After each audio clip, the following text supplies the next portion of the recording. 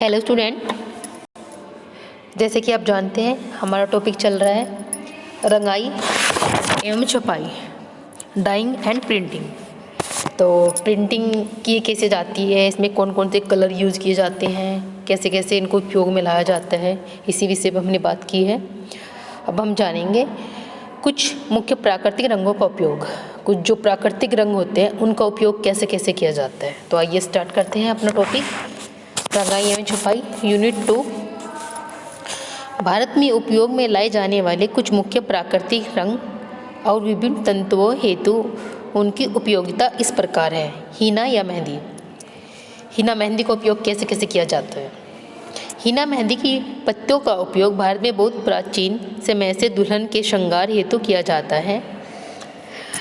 दुल्हन के लिए भी ये उपयोग में लाए जाते हैं। हीना मेहंदी बहुत उपयोगी होती है, हमारे शुभ के काम में हम यूज़ में लाते हैं हीना मेहंदी को।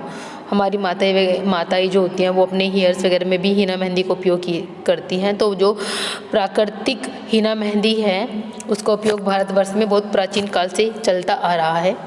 इसके साथ ही इसे वस्त्रों को रंगने हेतु भी उपयोग में लाया जाता है। हीना मेहंदी को वस्त्रों को कलर करने के उपयोग में भी लाया जाता है, वस्त्रों पे भी इसका उपयोग किया जाता है। मेहंदी की पत्तियों से प्राप्त रंग मध्य रूप से पक्का होता है, काफ़ी टाइम तक चलता है। अगर हम अपने हाथों में भी मेहंदी लगाते हैं तो आपने देखा होगा कि काफ़ी टाइम तक चलता है। तो इसी प्रकार जब हम इसको अपने फैब्रिक पे यूज करते हैं तो भी वो भी बहुत पक्का होता है, वो भी जल्दी से छूटता नहीं है। और धुलाई कॉलोनी व्यंजन और प्रकाश के प्रति स्थिर होता है। इसका मुख्य लाभ यह है कि यह मितव्ययी रंग होता है।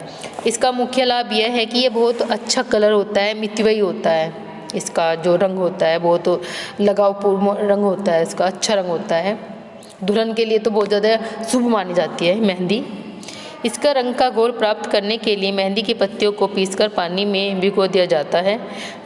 जो उसकी पत्तियाँ होती है वो हमारी पेड़ से ही उतरती है, पेड़ के वृक्ष से ही इसकी पत्तियों को उतारते हैं और फिर इसको सुखा के पानी में भिगो कर इसको पीसा जाता है, फिर हमारी हीना मेहंदी तैयार की जाती है। इसके पश्चात इसके वस्त्र को छान लिया जाता है। उसके बाद इसको भिगोने के बाद और धोने के बाद, इसको पीसने के बाद जो कपड़ा होता है, कपड़े अंदर को छानते हैं इसको। इस घोल में थोड़ी मात्रा में तनु एस्टिंग अम्ल मिलाया जाता है और मिश्रण को गर्म किया जाता है। इस प्रक्रिया में लाल, भूरा और भूरा पीला रंग की शेड प्राप्त किए जाते हैं।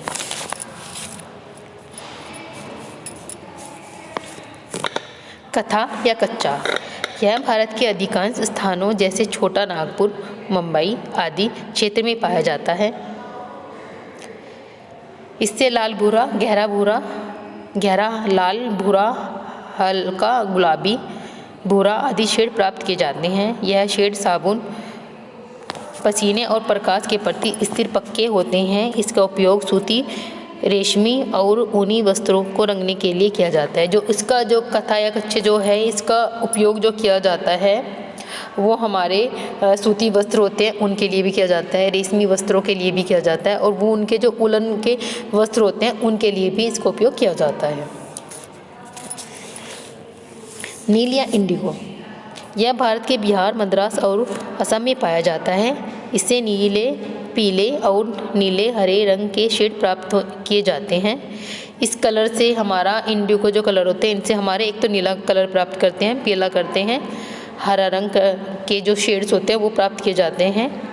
इसके नीले शेड धुलाई, पसीने और प्रकाश के प्रति पक्के होते हैं, जबकि हरे शेड पक्के नहीं होते हैं। इसका उपयोग सूती और ऊनी वस्त्रों के रंगने हेतु किया जाता है। सूती और ऊनी वस्त्र रंगे जाते हैं इस कलर से। मजीठ। यह रंग सिक्किम और असम में पाए जाते हैं। इसके गुलाबी, लाल महरून, लाल भूरा, नारंगी और ईंट के रंग के शेड प्राप्त किए जाते हैं। जो इससे जो शेड्स प्राप्त किए जाते हैं वो शेड्स हमारा गुलाबी, लाल, महरून, लाल, भूरा, नारंगी शेड्स, और ईंट की जो कलर का शेड होता है वो भी इसी से ही प्राप्त किया जाता है। इसका उपयोग सूती और ऊनी वस्त्रों के रंगने हेतु किया जाता है। टिश्यू। यह उत्तर प्रदेश और बिहार के अधिकांश पाया जाता है। भारत के अन्य भागों में भी कुछ मात्रा में पाया जाता है। इसके चमकदार नारंगी और चमकदार पीले शेड प्राप्त होते हैं। जो इससे जो ये हमारा जो कलर है टिश्यू, ये भारत में अन्य भागों में कुछ विभिन्न में पाया जाता है। इसके चमकदार नारंगी और चमकदार पीले शेड प्राप्त, इससे जो प्राप्त किया जाता है शेड, तो वो पीला शेड है, हमारा पीला शेड हम प्राप्त करते हैं। यह बहुत पक्के रंग नहीं होते हैं, काफ़ी पक्के रंग नहीं होते हैं ये। इसका उपयोग रेशमी, ऊनी और सूती वस्त्रों के रंगने हेतु किया जाता है। अखरोटिया बालट,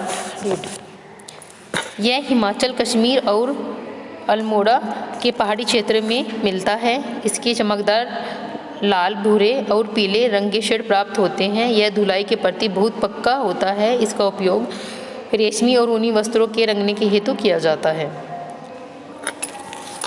हल्दी या टर्मरिक, हल्दी तो आपने देखी होगी, पीले कलर की हल्दी होती है, हम यूज़ भी करते हैं अपने घरों में। यह मुख्य रूप से मद्रास में पाया जाता है, ये मद्रास में पाई जाती है। इसके चमकदार पीले, चमकदार नारंगी, ऑलिव, हरे और पीले रंग के शेड प्राप्त किए जाते हैं। जो से शेड्स प्राप्त किए जाते हैं वो हमारे पीले हैं, पीला, चमकदार नारंगी, ऑलिव, हरे और पीले रंग के शेड इसी से प्राप्त किए जाते हैं। यह साबुन के प्रति मध्य रूप से पक्का होता है, किंतु क्षारीय प्रभाव से खराब हो जाता है। इसका उपयोग सूती, रेशमी और ऊनी वस्त्रों के रंगने के उपयोग में लाया जाता है।